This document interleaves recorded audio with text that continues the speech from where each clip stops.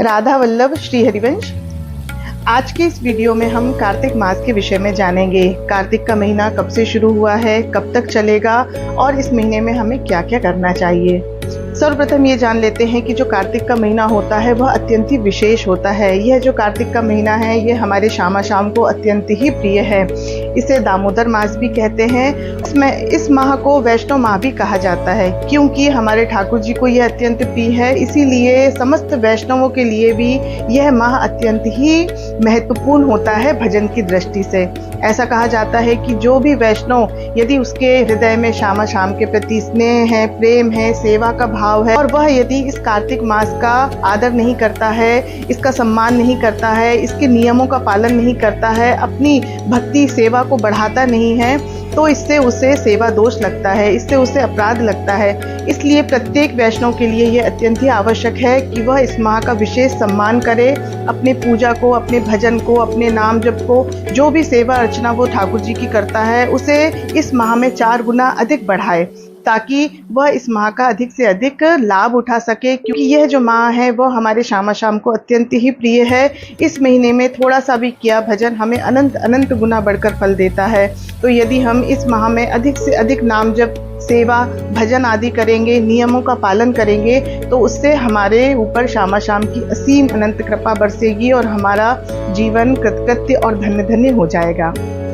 यह जो कार्तिक का महीना होता है वह शरद पूर्णिमा यानी कोजागिरी पूर्णिमा से शुरू होता है जो कि कार्तिक की पूर्णिमा में समाप्त हो जाता है।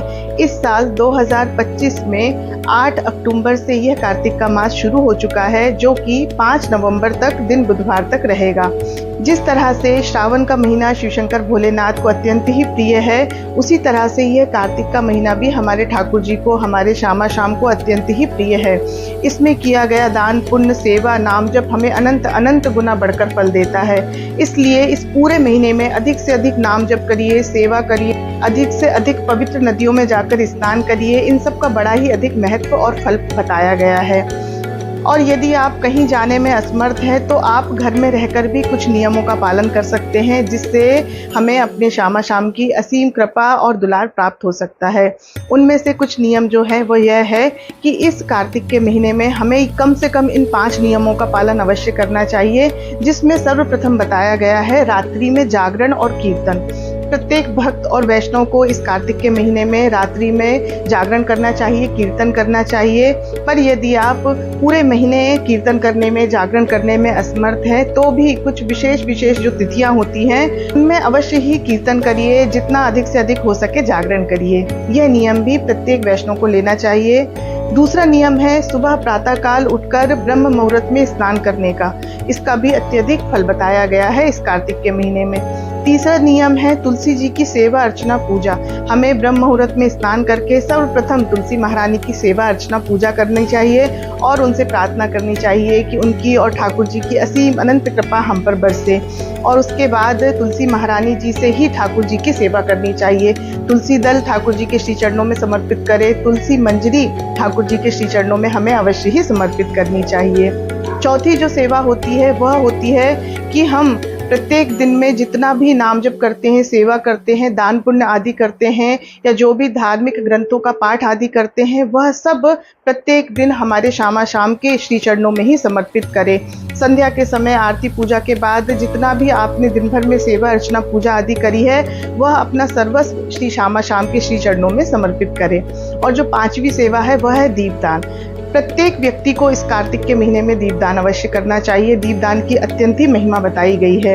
इस तरह से कम ये 5 नियमों का पालन प्रत्येक वैष्णव को, प्रत्येक व्यक्ति को अवश्य ही करना चाहिए। इसके अलावा भी कुछ नियम हैं, यदि आप कर सके तो बहुत ही अच्छा है। इस दामोदर मास में हमें दामोदर अष्टकम का भी पाठ करना चाहिए। हमें अधिक से अधिक भागवत जी का भी पाठ करना चाहिए। यदि आप संस्कृत में कर सकते हैं तो संस्कृत में करिए, नहीं तो आप हिंदी में पाठ करके भी अपने ठाकुर जी को श्रीमद् भागवत जी सुना सकते हैं। यदि आप हमेशा कंठ में तुलसी धारण करके रखने में असमर्थ है किसी भी कारण से कम इस कार्तिक के महीने में तो आप सभी से निवेदन है कि आप अपने कंठ में तुलसी माला अवश्य ही धारण करिए। यदि आपके शरीर में सामर्थ्य है, यदि आप कर सकते हो तो पूरे महीने व्रत करिए, एक टाइम भोजन करके ही अधिक से अधिक भजन और सेवा करिए। व्रत करने से हमारी इंद्रियां संयम में रहती है और हमारा मन भजन में, पूजा में अधिक से अधिक लगता है। ये सारे जो नियम हैं, यदि आप में सामर्थ्य हो, यदि आप करना चाहे तो यह नियमों का भी पालन करना चाहिए।